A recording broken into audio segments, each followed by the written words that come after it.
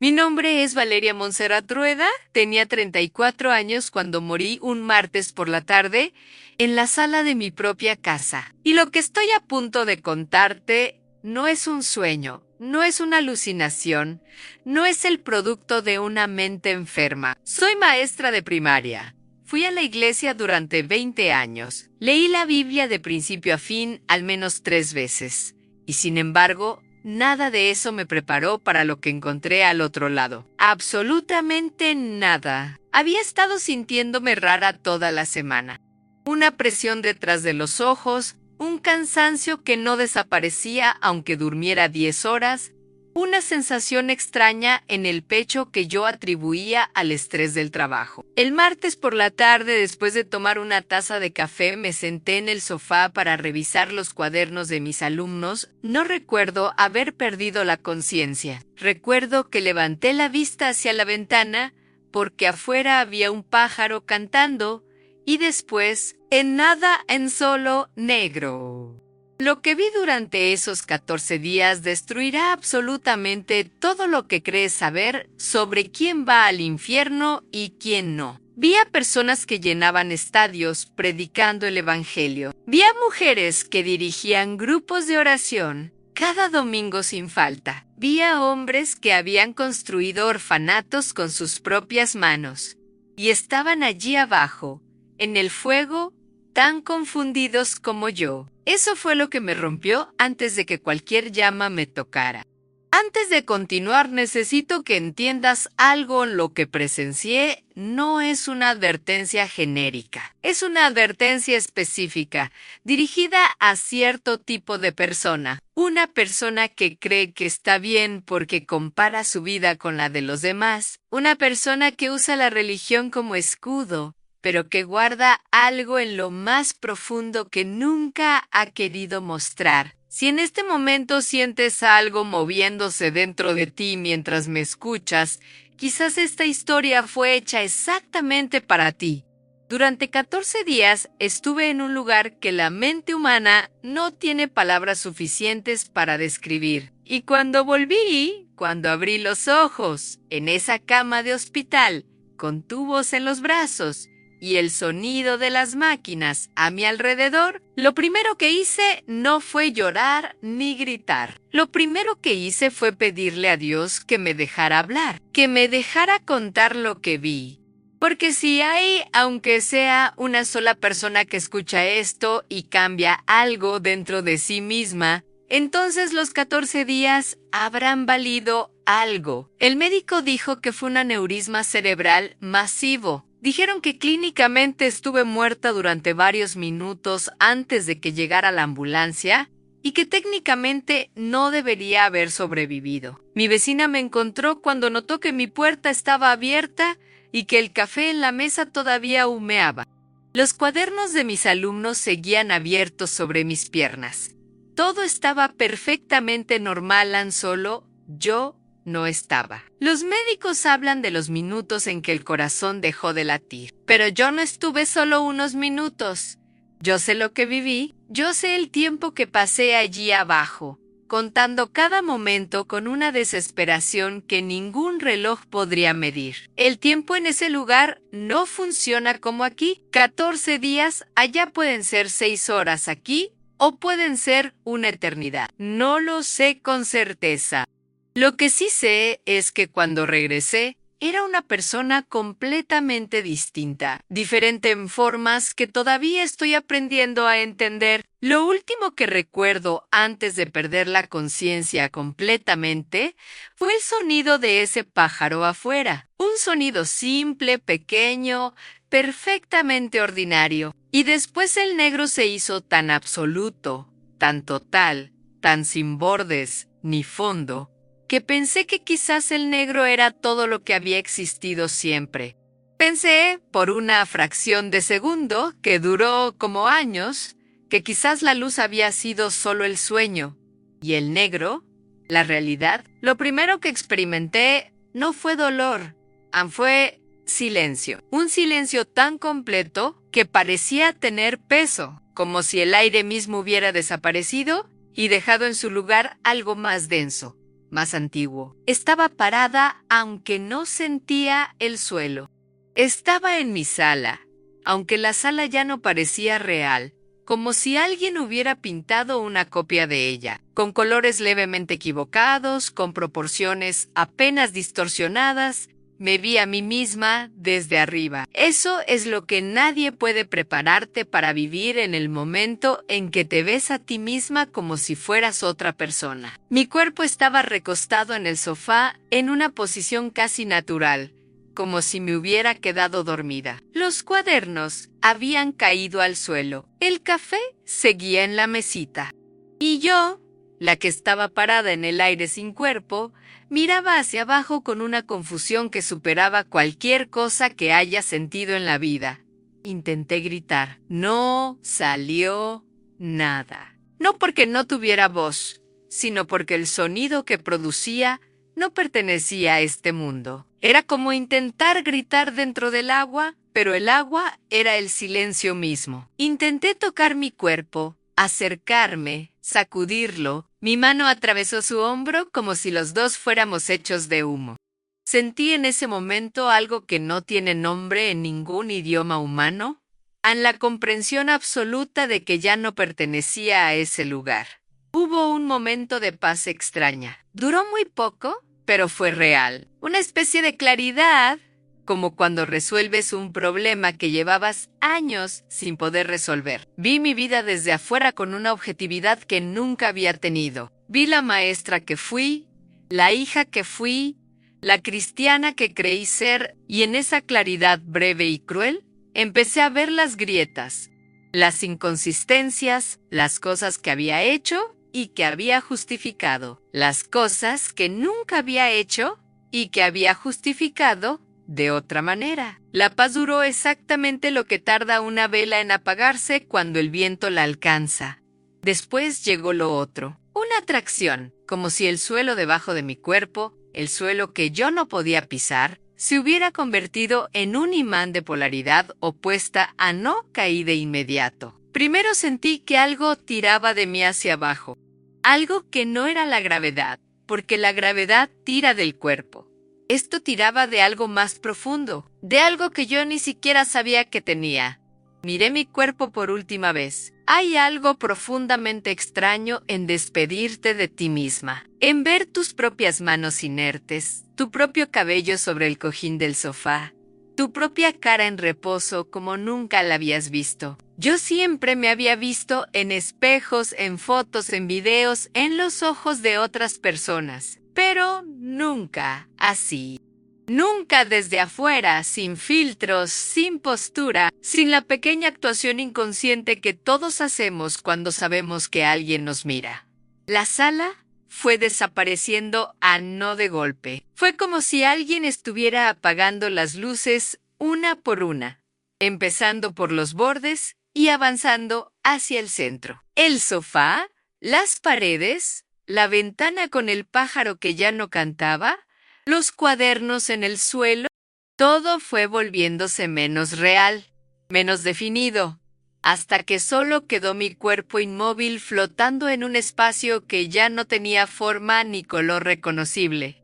Y después también eso desapareció, y quedé sola en la oscuridad. No la oscuridad de una habitación sin luz, no la oscuridad de un sueño, la oscuridad de un lugar donde la luz nunca ha existido, donde la idea misma de la luz es tan extraña como el color para alguien que nació ciego. Una oscuridad que tenía temperatura, una oscuridad que tenía sonido, una oscuridad que, mientras yo flotaba dentro de ella sin dirección ni referencia, comenzó a moverse.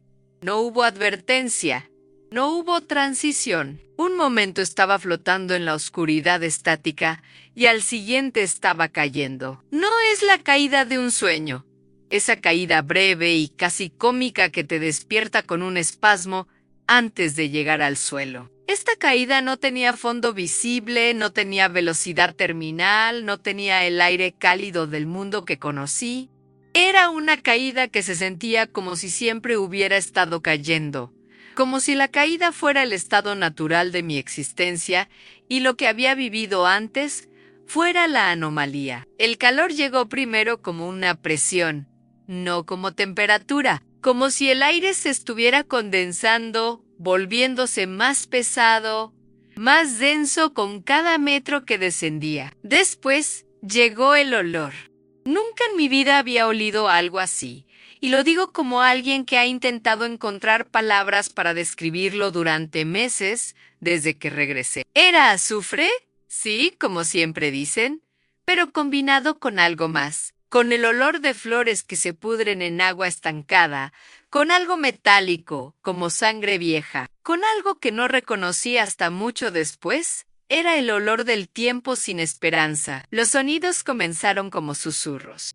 Al principio pensé que eran el sonido del viento producido por la caída, pero no había viento, eran voces. Incontables voces que hablaban al mismo tiempo en distintos idiomas, en distintos tonos, con distintas urgencias, y sin embargo produciendo un efecto unificado de desesperación. No podía distinguir palabras individuales. Era como estar de pie junto a un río muy caudaloso y querer entender cada gota por separado era imposible.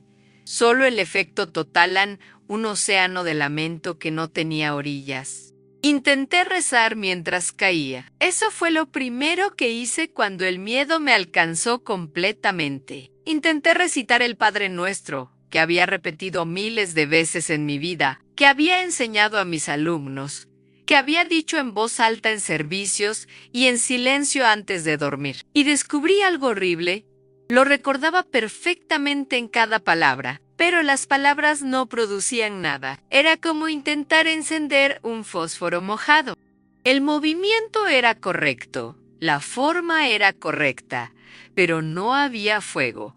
Empecé a escuchar cadenas no metafóricamente, el sonido físico y real de cadenas pesadas arrastrándose sobre una superficie que no podía ver, mezclado con el sonido de algo que quizás alguna vez fue humano y ya no lo era completamente, produciendo sonidos que estaban a mitad de camino entre el gemido y el rugido. El terror que sentí no fue el terror ordinario. Fue algo más primitivo, más antiguo, como si una parte de mí que existía antes del lenguaje y antes del pensamiento racional supiera exactamente lo que estaba escuchando. El calor se volvió insoportable, no el calor de un incendio que quema la piel, sino un calor que parecía venir de adentro, como si mis huesos estuvieran ardiendo, como si todo lo que yo era por dentro estuviera derritiéndose lentamente. Y al mismo tiempo, paradójicamente, había algo que se sentía como frío en la parte más interna de mi ser, en lo que supongo que era mi alma, una frialdad que contrastaba con el calor físico de manera que hacía todo más desesperante. Calor afuera, frío adentro. Destrucción en ambas direcciones simultáneamente, grité. Esta vez, el sonido sí salió. Salió con una intensidad que nunca había tenido en vida, porque en la vida nunca había tenido razones suficientes para este tipo de grito. Y lo que hizo mi grito fue lo más aterrador de todo. Fue respondido. No por alguien que venía a ayudar, fue respondido por el lugar mismo, como si el abismo me hubiera estado esperando y mi grito fuera la confirmación de que había llegado. Un eco que no era eco porque venía de más abajo, de más adentro, de un lugar que no podía ver, pero que sí podía sentir aproximarse. La caída terminó sin impacto. Simplemente dejé de caer.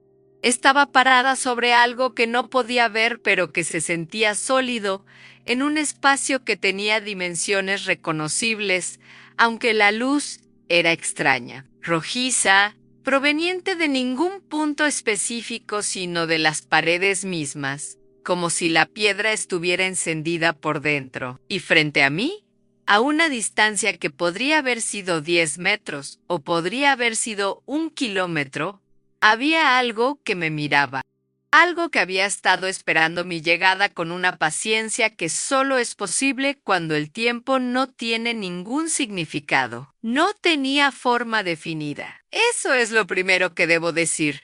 Porque cuando la gente imagina lo que encontré, imagina algo con cuernos, algo grotesco, algo que el cerebro humano pueda catalogar y en cierta forma controlar con el miedo convencional. Pero no era eso. Era una presencia que el ojo intentaba enfocar y no podía. No porque fuera invisible, sino porque su forma cambiaba constantemente, como un reflejo en agua agitada. Oscuridad más oscura que la oscuridad que la rodeaba. Una sombra que absorbía la luz rojiza en lugar de proyectarla. No habló, Aneso. Tampoco era lo que esperaba. Lo que hizo fue comunicarse de una manera que no tiene nombre en ningún idioma que yo conozca. Sus pensamientos entraron en mi mente directamente, sin pasar por el oído, sin pasar por el lenguaje, como si alguien hubiera conectado un cable entre su conciencia y la mía y el flujo de información simplemente comenzara. Lo que recibí primero no fueron palabras, fueron datos. Una descarga de información sobre mí misma que fue más violenta que cualquier golpe físico que haya recibido en mi vida. Sabía todo. No en el sentido en que tus amigos te conocen bien, ni en el sentido en que un psicólogo que lleva años tratándote podría conocerte. Sabía cosas que yo no le había dicho a nadie, cosas que ni siquiera me había dicho a mí misma completamente. El día que vi a una compañera llorar en el baño de la escuela y decidí no preguntar porque no quería complicarme el día. La semana que supe que una alumna mía estaba siendo maltratada en casa y tardé más de lo que debía en reportarlo, porque tenía miedo del padre. Las oraciones que hacía en público con toda mi voz y las que hacía en privado, que duraban menos de 1 minuto. Cuando finalmente llegaron palabras, llegaron con una precisión quirúrgica que me hizo entender que la crueldad más efectiva no necesita gritos. Sabíamos que vendrías. Fue lo primero. No como sorpresa, como confirmación de algo que llevaba mucho tiempo en los planes. Y después, con algo que solo puedo describir como sarcasmo sobrenatural, eras tan buena persona. Esas 4 palabras pronunciadas de esa manera me destruyeron más que todo el camino de la caída, porque las reconocí. Eran exactamente las palabras que yo misma usaba para describirme cuando nadie me presionaba demasiado. Me acusó con hechos. Ese fue el método. No con emociones, no con argumentos, no con filosofía. Con hechos específicos, fechados, con nombres, con detalles que no tenían escapatoria posible. Cada vez que había hecho algo malo con una excusa lista, cada vez que había juzgado a alguien en silencio mientras sonreía en su cara, cada patrón de comportamiento que yo había llamado así, soy yo. Pero que en esa descarga de información apareció con su verdadero nombre, y su verdadero nombre era mucho más oscuro que así soy yo. Lo que más me afectó fue lo que me mostró sobre mi fe. Porque yo era creyente, eso no era falso. Yo creía genuinamente en Dios, leía la Biblia, iba a la iglesia, enseñaba versículos a mis alumnos, pero la presencia frente a mí me mostró la arquitectura interior de esa fe con una claridad despiadada. Cuánto de ella era convicción profunda y cuánto era identidad cultural heredada. Cuánto era amor real a Dios y cuánto era miedo al qué dirán de la comunidad. Cuánto era gracia verdadera y cuánto era orgullo disfrazado de humildad. Las proporciones me aterrorizaron más que el fuego. Este lugar tiene una sala para ti, comunicó sin palabras. Y en ese momento supe, con la certeza de quien ya no tiene nada que perder, ni nada que defender, que lo que venía sería peor que la caída. Porque la caída había sido terror del cuerpo, terror de los sentidos. Lo que venía era algo diseñado específicamente para lo que yo era en mi interior, no para el cuerpo que había dejado en el sofá de la sala. Para la estructura más íntima de lo que había construido en silencio durante 34 años, empecé a caminar, no porque quisiera, porque algo me guiaba, no físicamente, sino de una manera que hacía que la dirección correcta fuera la única que existía. El suelo bajo mis pies hacía un sonido que prefiero no describir. Las paredes a mis lados tenían temperatura propia, y la presencia flotaba detrás de mí con la tranquilidad de alguien que sabe exactamente a dónde vas, porque lo diseñó mucho antes de que llegaras. Eso fue lo último que pensé antes de llegar a la sala, que todo esto había sido diseñado, que no era accidental, y que yo había cooperado con el diseño durante mucho más tiempo del que me atrevía a admitir. La sala tenía forma de biblioteca. Eso fue lo primero que procesé, y el contraste con lo que esperaba fue tan violento que tardé un momento en entender lo que veía. No había fuego visible, no había instrumentos de tortura, había estantes que llegaban hasta un techo que no existía porque se perdían en la oscuridad hacia arriba, cubiertos de libros de todos los tamaños, todos los colores, todos los estados de deterioro posibles, y el olor, paradójicamente, no era el del azufre de la caída, era el olor del papel viejo.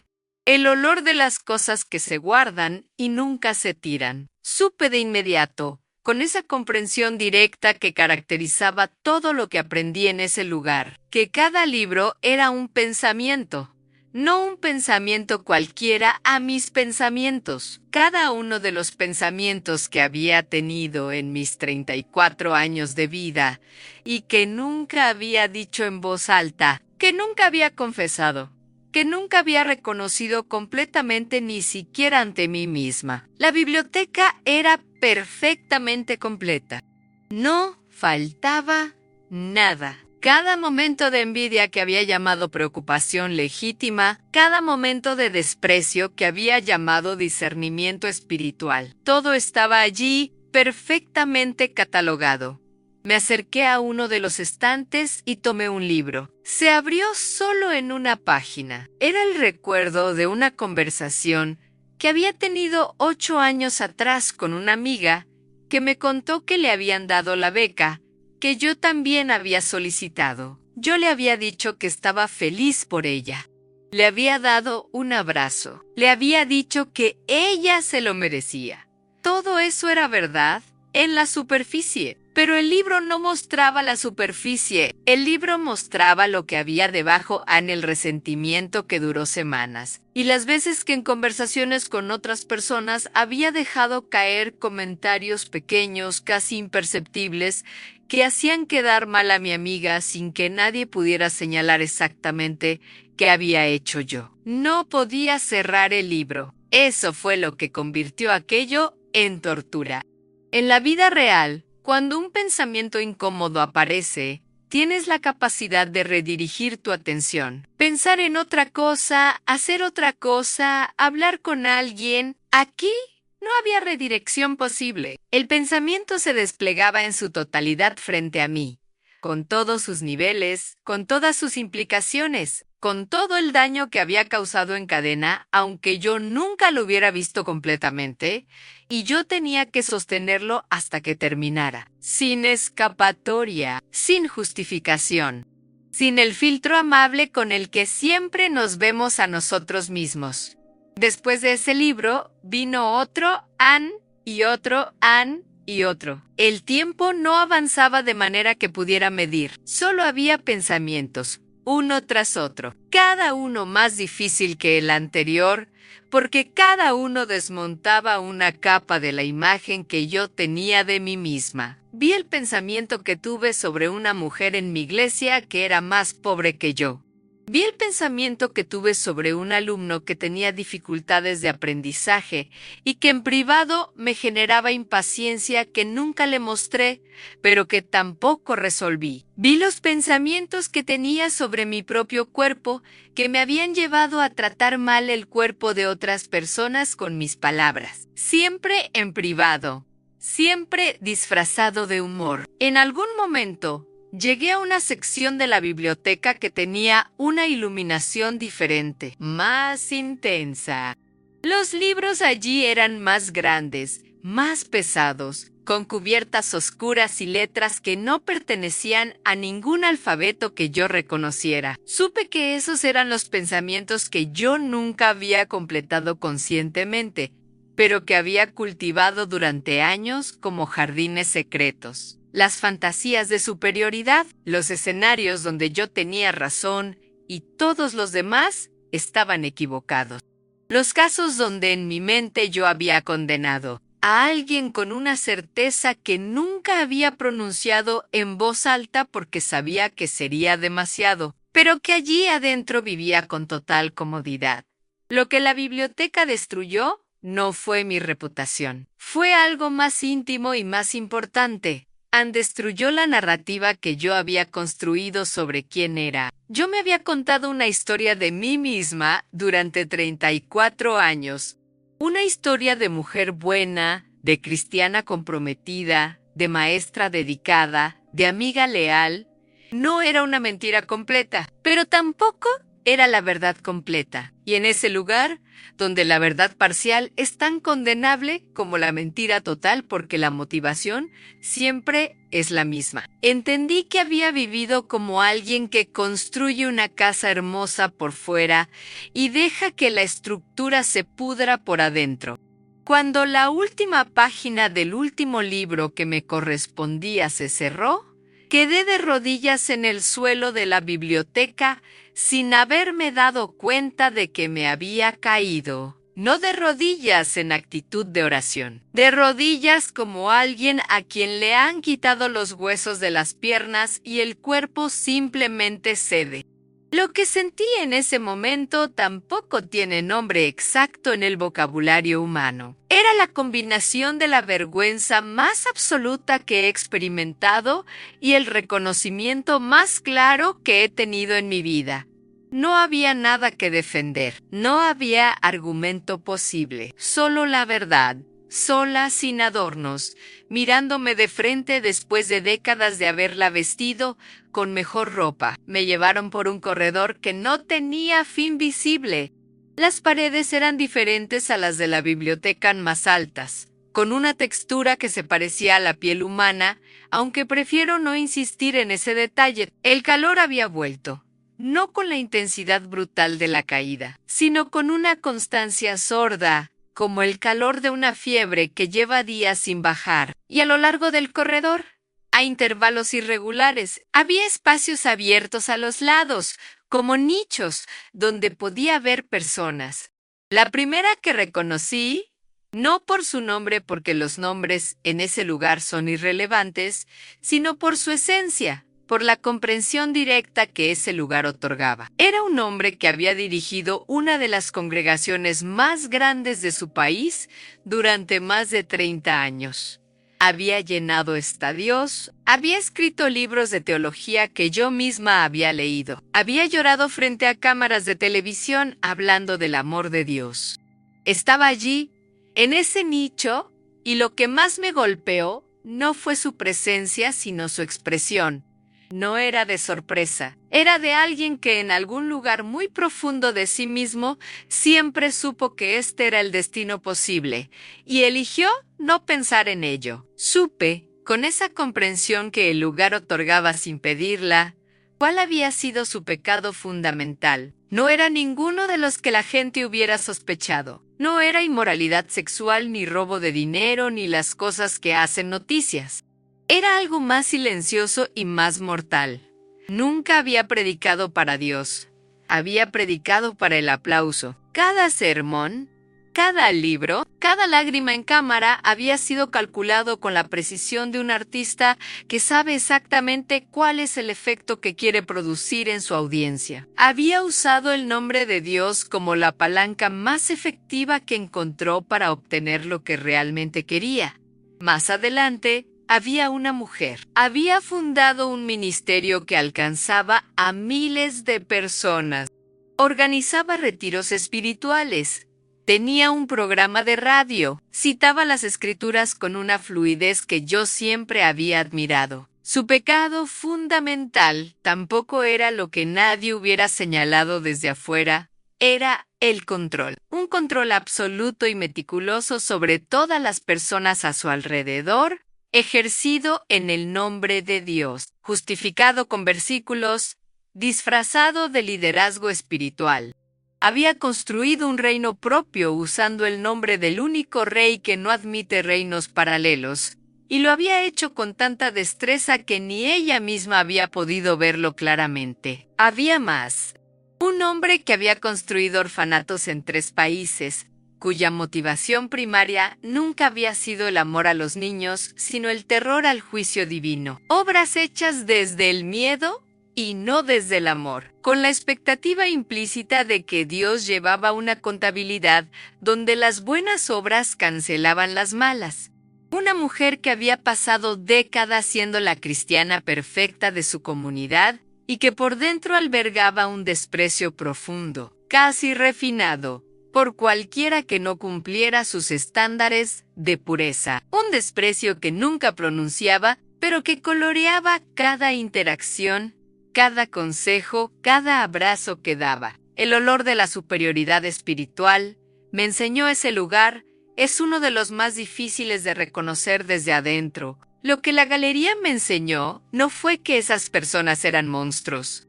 Eso hubiera sido más fácil de procesar. Lo que me enseñó es que eran reconociblemente humanas, reconociblemente parecidas a mí, con las mismas excusas que yo misma había usado, con las mismas justificaciones que yo misma había construido. La diferencia entre ellas y yo no era de naturaleza, era de grado, era de tiempo, era de oportunidades que yo todavía tenía y que ellas ya habían cerrado con sus propias decisiones acumuladas a lo largo de décadas sin que nadie pudiera verlo desde afuera.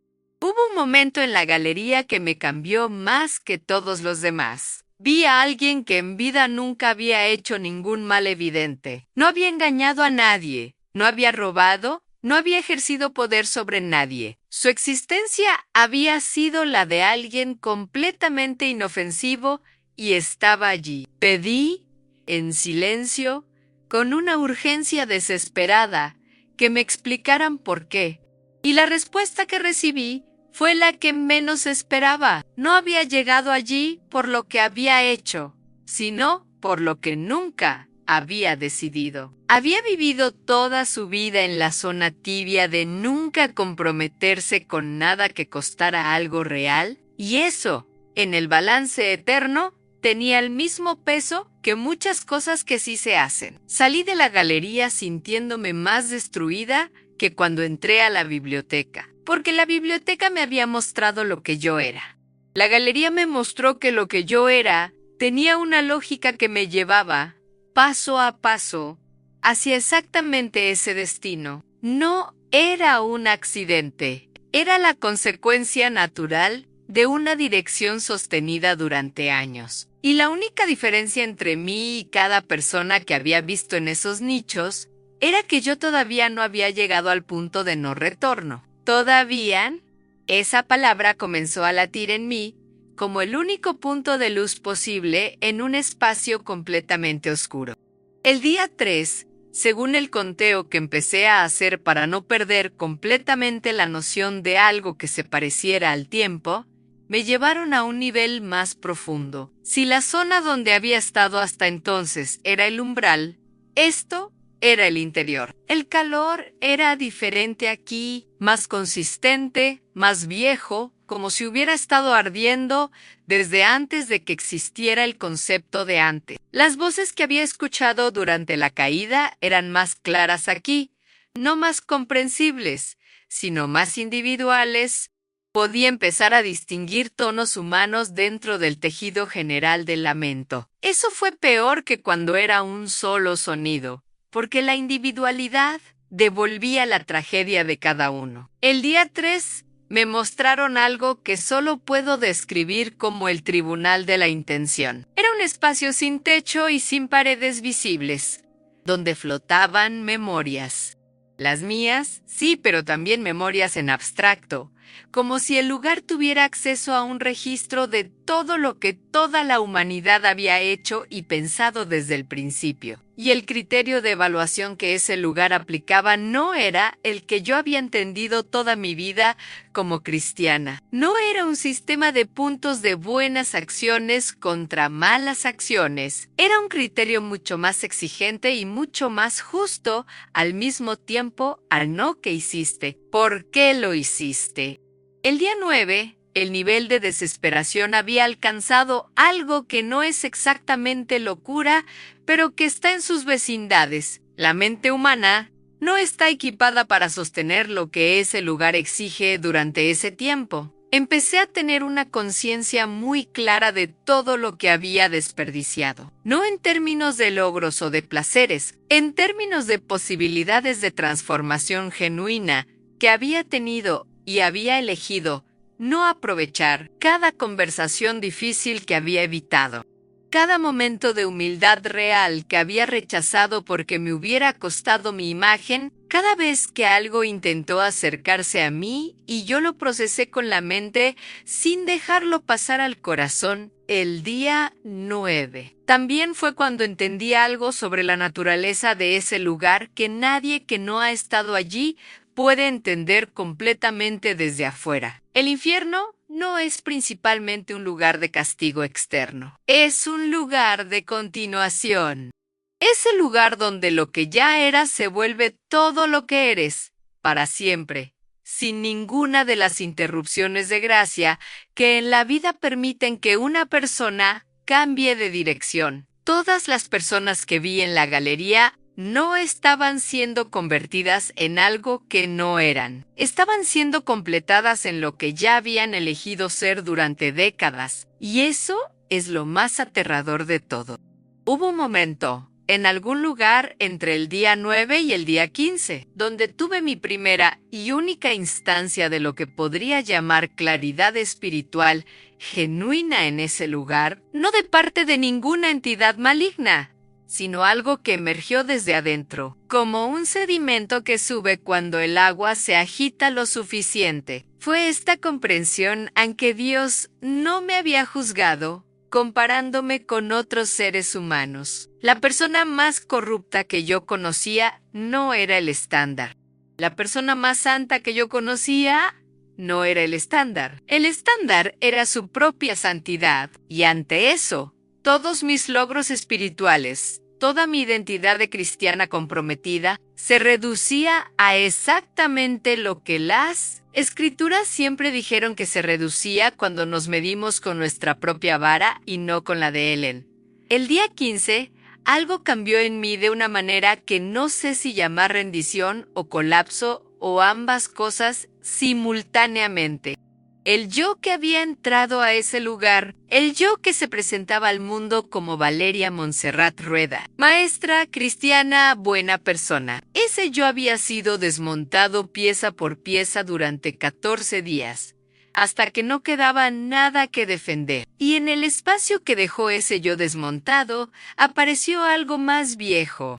Un recuerdo de cuando tenía 7 años y estaba sola en el cuarto de mi abuela, arrodillada frente a su cama sin saber exactamente por qué, llorando sin saber exactamente de qué, diciéndole a Dios que lo amaba con la única pureza que jamás tendría. La pureza que existe antes de que aprendamos a usarla para algo. Ese recuerdo de 7 años me rompió de una manera diferente a todo lo que había experimentado en ese lugar. No fue terror.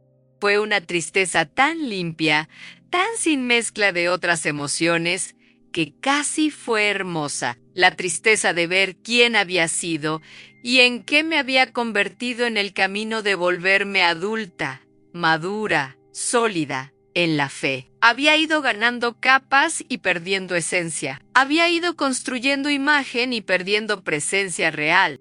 Y en ese momento, de rodillas en el suelo de un lugar que no puedo describir completamente, sin nada que demostrar, ni nadie a quien impresionar. Dije las 3 palabras que quizás no había dicho con plena sinceridad en años al Señor.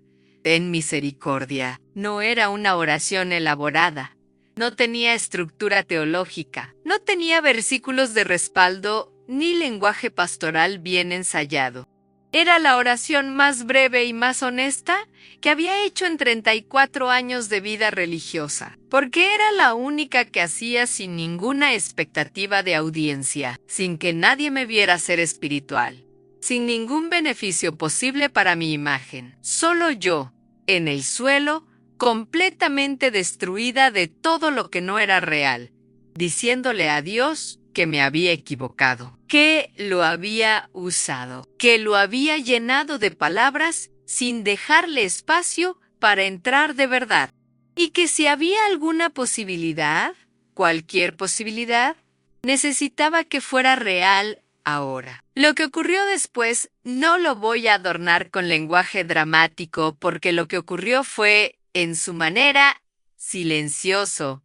No hubo explosión de luz. No hubo ángel de aspecto glorioso descendiendo entre trompetas. Hubo algo más extraño y más poderoso que todo eso en el lugar, que había tenido una presencia constante durante 14 días, casi una personalidad propia, se detuvo. Como cuando apagas una máquina muy grande y el silencio que le sigue es más ruidoso que el ruido que había. El calor no desapareció de golpe.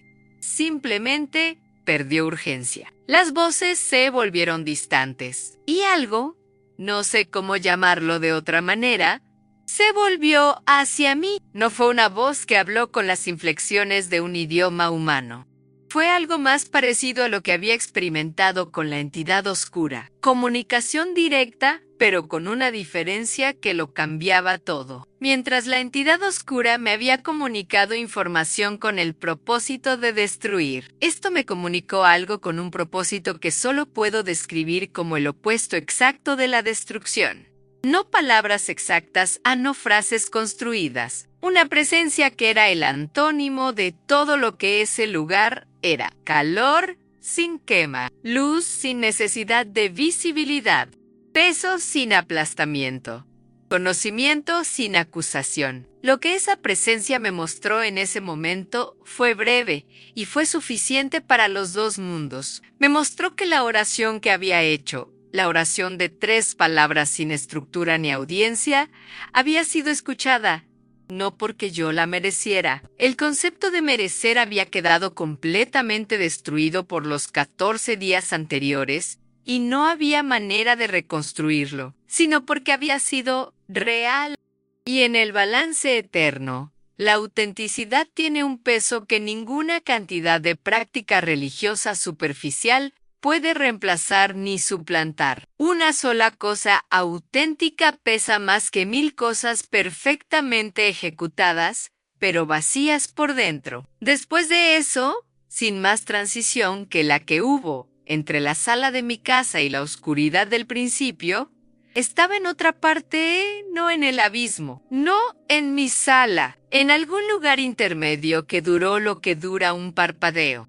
Y en ese parpadeo, tuve una visión que me mostraron deliberadamente antes de dejarme regresar, Amba y mi cuerpo en la cama del hospital. Vi las caras de las personas que lloraban a mi lado. Vi los tubos y las máquinas. Y vi también algo que no está en ninguna de las pantallas ni en ninguna de las caras. Vi el momento exacto en que el corazón dio el primer golpe después del largo silencio. Y fue el sonido más hermoso que he escuchado en los dos mundos. Abrí los ojos en el hospital. El primer color que vi fue blanco. El techo blanco. Una blancura tan ordinaria y tan milagrosa que me hizo llorar de inmediato. La enfermera que estaba revisando los monitores dio un grito y llamó a los médicos. Mi madre estaba en la silla junto a la cama con los ojos cerrados y los labios moviéndose en silencio, orando, y cuando escuchó el grito de la enfermera abrió los ojos y me vio, y lo que vi en su cara fue algo que nunca voy a poder describir con precisión. El alivio de una madre que recupera lo que creía perdido para siempre no tiene traducción posible en ningún lenguaje. Los médicos dijeron que era un milagro médico. Eso lo dijeron con la distancia cómoda de quienes usan esa palabra para nombrar lo que la ciencia no puede explicar, sin tener que creer en ello. Yo no discutí su terminología.